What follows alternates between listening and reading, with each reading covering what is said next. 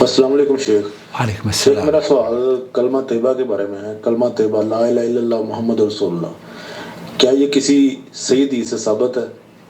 کیونکہ بہت سارے علماء کرام، جیسے بڑے بڑے علماء کرام جو ہیں، جیسے علامہ البانی ہیں، اس کے علاوہ بن باز ہیں، اس کے علاوہ ڈاکٹر ذاکر نائک ہے، شیخ عاصم الحکیم ہیں، انہوں نے تو کہا یہ کسی بھی صحیح حدیث سے ثابت نہیں، یعنی کلمہ طیبہ جو ہے یہ کسی صحیح حدیث سے ثابت نہیں ہے۔ تو آپ کی اس بارے میں کیا رائے ہے؟ کیا کلمہ طیبہ اور یہ جو 6 کلمے ہیں ان کا اسلام میں کیا تصور ہے؟ کیا یہ بدعت ہے؟ برائے مہربانی مسئلہ ہذا کا تفصیل سے جواب دیجیے گا۔ نحمدہ ونصلی علی رسولہ الکریم، اما بعد۔ اصل میں 6 کلمے جو ہے نا، جب ہم دیوبندی تھے ہمارے یہاں ہمیں مدرسے میں پڑھائے جاتے تھے۔ پہلا کلمہ طیب، طیب معنی پاک، لا الہ الا اللہ محمد الرسول اللہ، غالباً اس طرح کے الفاظ ہیں۔ اور دوسرا کلمہ تمجید، سبحان اللہ والحمد للہ، بھول گیا ہوں میں معذرت کے ساتھ۔ یہ جو ترتیب ہے نا، اگر آپ یہ پوچھیں کہ یہ 6 کلمے جس طریقے سے نمازوں کا تعین اللہ کے رسول صلی اللہ علیہ وسلم نے فرمایا ہے، جس طریقے سے دوسرے اذکار کا تعین آپ علیہ السلام نے فرمایا ہے، اس طریقے سے تو ان 6 کلمات کا تذکرہ اللہ کے رسول صلی اللہ علیہ وسلم نے کسی حدیث میں نہیں بیان کیا ہے کہ یہ پہلا کلمہ ہے، یہ دوسرا کلمہ ہے، یہ تیسرا کلمہ ہے، یا چوتھا کلمہ ہے۔ البتہ یہ جو کلمات ہیں، ان کلمات کو، ان کے معنی اور ان کو اخذ کیا گیا ہے دوسری بہت ساری معتبر کتابوں سے۔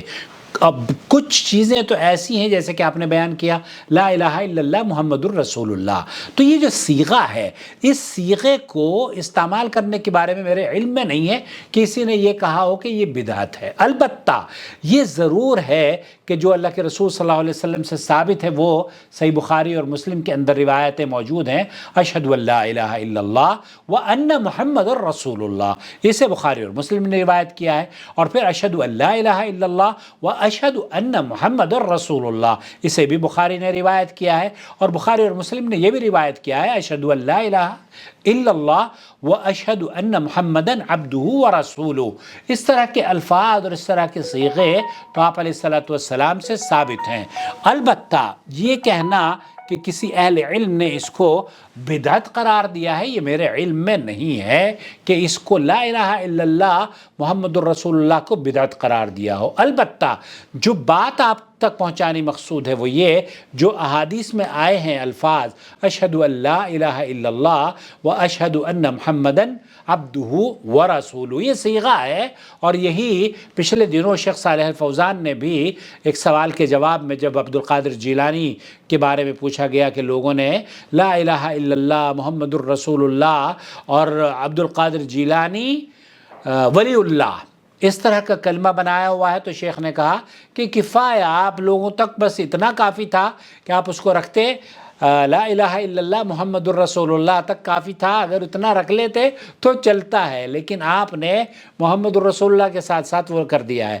تو یہاں یہ جو الفاظ ہیں کہ لا الہ الا اللہ محمد الرسول اللہ، یہ بعض روات نے بعض کتابوں میں نقل کیے گئے ہیں، طبرانی وغیرہ میں، لیکن اس کی صحت پر بھی اہل علم نے کلام کیا ہے کہ نبی کریم صلی اللہ علیہ وسلم سے یہ الفاظ سند کے طور پر ثابت نہیں ہیں۔ البتہ معنی اور مفہوم کے اعتبار سے جب آپ کسی مسلمان کو، کسی غیر مسلم کو مسلم کرتے ہیں تو اس بات کا وہ اقرار کرتا ہے کہ اشہد ان لا الہ الا اللہ، میں گواہی دیتا ہوں اللہ کے سوا کوئی معبود برحق نہیں، واشہد ان محمدً رسول اللہ واشہد محمد الرسول اللہ اشہد ان لا الہ الا اللہ واشہد ان محمدً عبدہ ورسولہ، اس طرح کے الفاظ تو موجود ہیں۔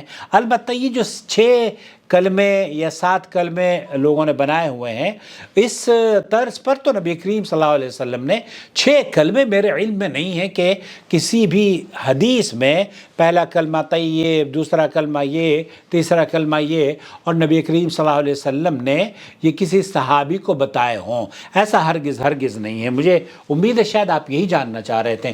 لیکن اگر بچوں کو پڑھانے کے لیے جیسے ہمیں یاد کروائے گئے تھے، تو وہ صیغے استعمال کیے جائیں اور وہ الفاظ استعمال کیے جائیں جو نبی کریم صلی اللہ علیہ وسلم سے ثابت ہیں، تب تو بات بہت اچھی ہے. لیکن اگر وہ ثابت شدہ کلمات نہیں ہیں تو پھر ان سے گریز کرنا چاہیے، بچنا چاہیے.